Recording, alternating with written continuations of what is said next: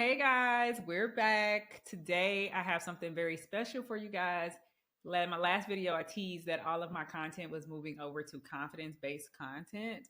And so today I have something very special. We're talking about the 5 things that are stopping you from making 2024 your year.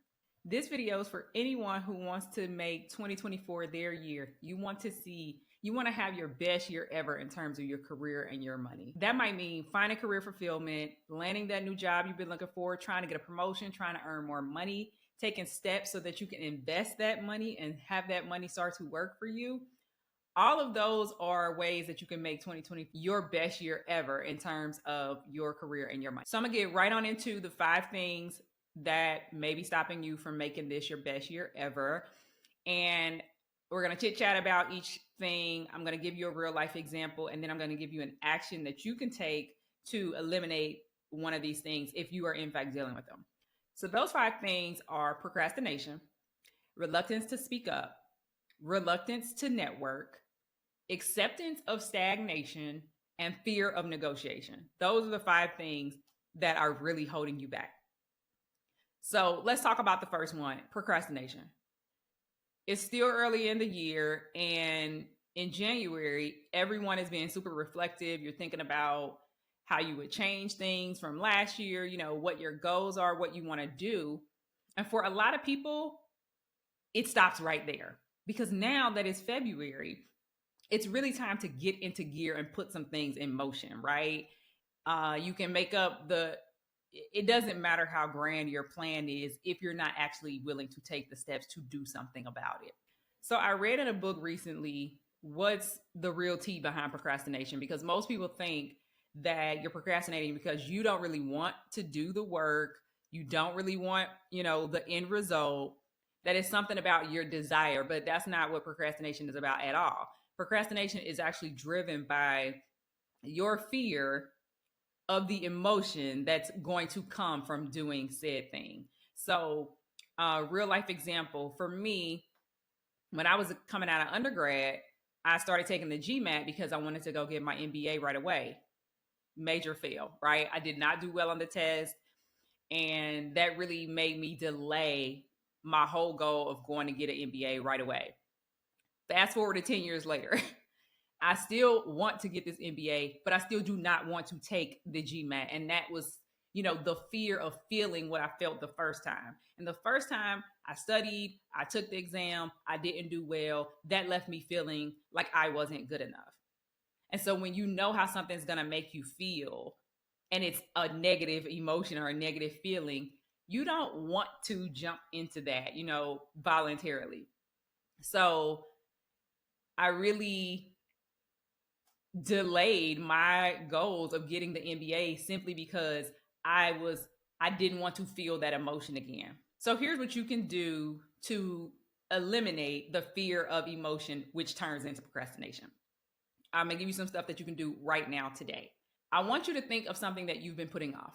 Like, what is that thing you need to go do, but for some reason you haven't done it? It could be months, it could be years, it could be 3 or 4 years now. You've been needed to do something. But think about what that is and then figure out how you can just take one small step to get there. Just one small step. So for me, instead of focusing on the real test, I was like, well, what if I just started studying? And what if I just started taking practice tests? Like I just every week take a practice test, take a practice test, take a practice test. Because there's no emotion in taking the practice test, right? There's no fear of failing. You know that this is just practice. But what it helps you do is you're no longer procrastinating, because even though you're not caught up in the emotion of not doing great on the test, you're also not studying and not preparing for the test. So it helps you to push past procrastination, and you'll have to deal with the emotion at some point. But hopefully all the practice that you're doing will help you train. You'll be trained. By the time it comes to the test, it's like, well, I've done this so many times. I almost know how I'm gonna do. So that's my tip for procrastination. And side note, I still didn't get my goal score that second time, but I still got into a great school. So I took the win. Next, I'm going to get into the reluctance to speak up. And I just recently went live about knowing when to speak up, and I'm going to link that up here somewhere. But the reluctance to speak up really comes from society, right? Society has taught us that if you work hard and you do the right things, that people will take care of you. And what I've learned and seen so many times over and over again, people can't take care of you if you don't open your mouth, if you never make the request.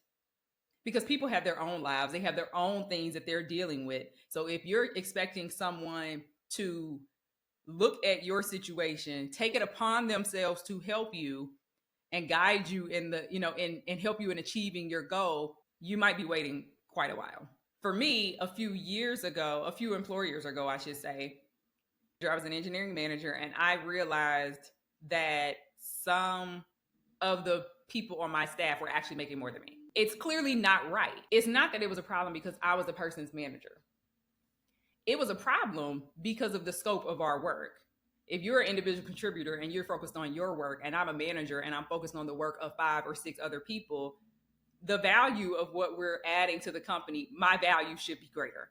And that's the argument. It's not about hierarchy and levels and all that. It's about value. So I spoke up. I went to my manager, told her the situation, spoke about the value, and she didn't really see a problem with it. She cited some reason about cost of living adjustments or something like that. I let it go for a little while, but I knew I was going to bring it back up because that her answer it didn't sit right with me. It wasn't good enough.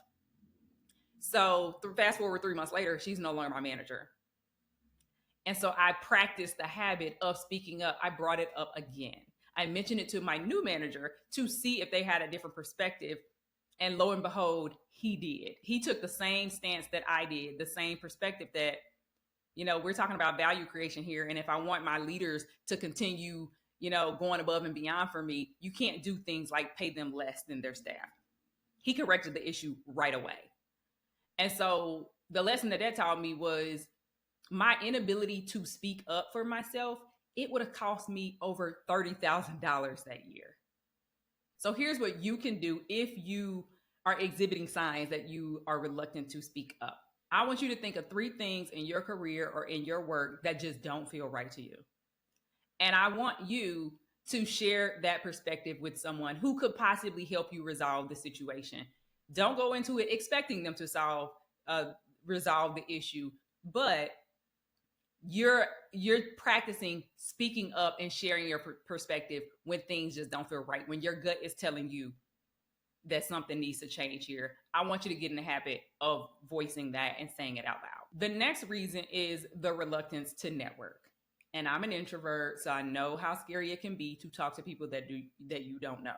But if I'm being honest, most of my clients, when I was practicing as a career coach, have been stalled in their career and their job search simply because of their reluctance to network. I've said many, many, many times that people hold the keys to your career advancement, period. Not your resume, not your interviewing skill, not those certifications that you went to get.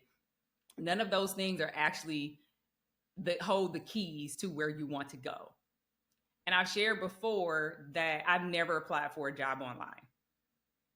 And so in my most recent job search, I was able to test out my signature technique once again. And I have a video about that too. I'll link that as well. But what ended up happening is that what I tell people to do all the time, find people working in the industry, working at the companies, recruiters, send them targeted messaging, get them on the phone. So I want you to get used to speaking to people, putting yourself out there, and having conversations that talk about how you can add value, to where they're working, to their environment, to the jobs they're hiring for, things like that. The first person I reached out to, he replied within 5 minutes. We set up a call. We kept in contact for a month or two. And then that 3rd month, he called me and said, I have something that you would be perfect for. I got the job right away without applying at all. We actually got to the offer stage and they said, hey, Jerry, we can't even make you an offer because you never applied. Can you submit an application? That is what you want. I get it. It's easier to apply for jobs online quietly, just submitting applications. it's much easier to do that than it is to put yourself out there and talk to a real human. But the reality is that if no one knows you're coming, if no one knows to go look for your application, they're never going to find it. This week, I want you to reach out to 3 people that you do know, but haven't spoken to it in a while, just to catch up, just to talk about what's happening in your career, what's happening in their career, keep it real light. But at the end of the conversation, I want you to ask each of those people to introduce you to someone that they know that could possibly, have alignment in your interest and their interest. I want you to be forward and ask for that introduction. And then take the next step in actually reaching out to them, starting a connection with them. And I want you to keep going.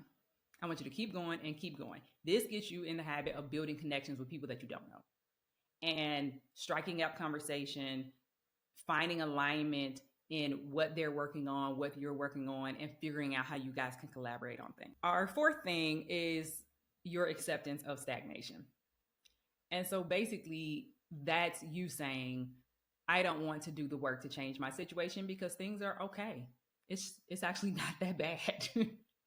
And so what that looked like for me is 2 or 3 jobs ago, I got to the point where my salary was good, job wasn't really bothering me. So why should I put in more extra effort, to continue to climb the ladder and to do more and earn more when I was really kind of good? Then I had to check in with my gut, and my gut was telling me that maybe that was as far as I wanted to go in corporate, but it certainly wasn't as far as I wanted to go financially. And so if I wanted to continue investing in my real estate business, if I wanted to go from buying 2 properties a year to being able to buy 8 properties a year, I had to keep going and I had to leave my comfort zone. That was the only way I was going to get where I wanted to get financially. So what I want you to do for this one is for 7 days, I just want you to do something that you would not normally do. I want you to practice getting out of your comfort zone and feeling a little bit uncomfortable. That could mean going to grab lunch at a bar and actually speaking to the people who are sitting next to you. It could mean buying a Groupon deal and taking on some sort of creative project like painting or pottery or something like that. I just wanted you to shake up your routine a little bit, get used to doing something out of your comfort zone. And then our final thing that is stopping us from making this year our year is our fear of negotiation. We have to get over our fear of negotiation. Fear of negotiation is really fear of hearing no, fear of someone telling you no. When I took my first job, I didn't negotiate at all. And it wasn't really my fear of being told no or my fear of negotiation. It was my parents' fear. It had trickled right on down. When I went to them and told them, what I was being offered, their fear of being told no and their fear of negotiation told them that if you don't say yes to this, they might just take it away. Right? As in, negotiation would result in you not having anything. And maybe that was true at some point, back when they were active in their careers, but that's simply not the case anymore. So I allowed their fear to trickle on down to me and I said nothing. A part of the reason why I started the coaching and consulting business was to get better at letting no just roll on off my shoulders. Because guess what? People told me no all the time. No, they didn't want to join my program. No, they didn't want to hire me as a speaker. No, they didn't want to come to my workshop. But the reality is that if you don't ask, there's no opportunity for someone to say yes. And I know it's cliche and I know you've heard it a million times, but there's only so many no's you're going to get, right? No, no, no, yes. No, no, no, yes. And so you have to, get in the habit of letting no just roll off because the yes is on the way. For the next 7 days, I want you to just practice asking for things. If you've ever been fearful of asking for more money at work, of, negotiating a job offer that you received, of asking for a sign-on bonus, of, negotiating anything that comes to money, whether you're in corporate or an entrepreneur, just start practicing asking people things. Your goal is not to get a yes. Your goal is to practice asking. Your goal is to get to the point that you really don't care what the answer is. When you ask the question, You really don't care what the answer is. Your goal is simply to ask and to wait. Take a breath. Ask your question, take a breath, see what they say. You'd be quite surprised. And so now, 19 years into my career, I do not fear negotiating. All I can control is what I ask for. Their response and their feelings about me asking, that is for them to deal with. Because what you'll find is that sometimes the answer is flat out yes, and you'll be totally shocked and surprised. But most times the answer is no but. And no but isn't a no. No but says, I can't do exactly what you asked me to do, but this is what I can do. So it's a yes with reservation. And in my book, a win is a win. So if you feel held back or stagnant in your career and you can resonate with any of the things I said earlier, I created a free quiz that can help you uncover what's really stopping you from getting the new job, securing a promotion, earning that new bag, all those things you want to do. If it's a confidence related issue, it's something you can get in front of. And you want to get in front of that today if you want to make 2024 your year. So I'll drop the link for that below in the description. And if you made it this far in the video, I want to thank you so much. If you found any value, like and share with me in the comments which item resonated with you the most. And so that's all, guys. Till next time.